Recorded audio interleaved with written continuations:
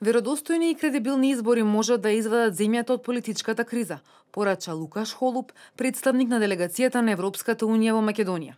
Тој потсети дека со изборите, но и со спроведувањето на реформите е условена и последната препорака на Европската комисија за отварање преговори со Унијата. And clearly the elections are an opportunity.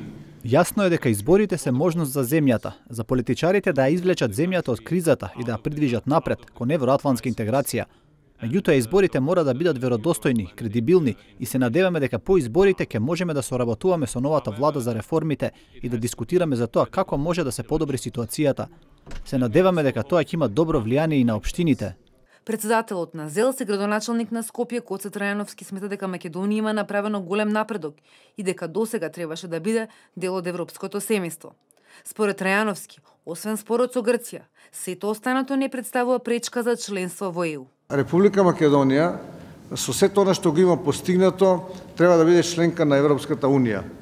Заради тоа и заедничкиот консултативен комитет мислам дека во голема мера не поддржува во нашите ставови, бидејќи ако гледаме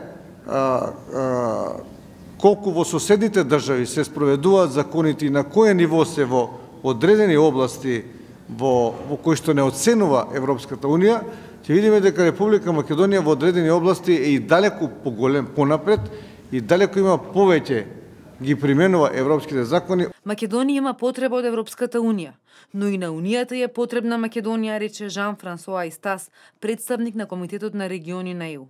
Тој говореше на заедничкиот консултативен состанок, организиран од ЗЕЛС, Министерството за локална самоуправа и Комитетот на регионите на Европската унија. Македонските општини в година ќе добијат 2,2 милиони евра од Европската унија.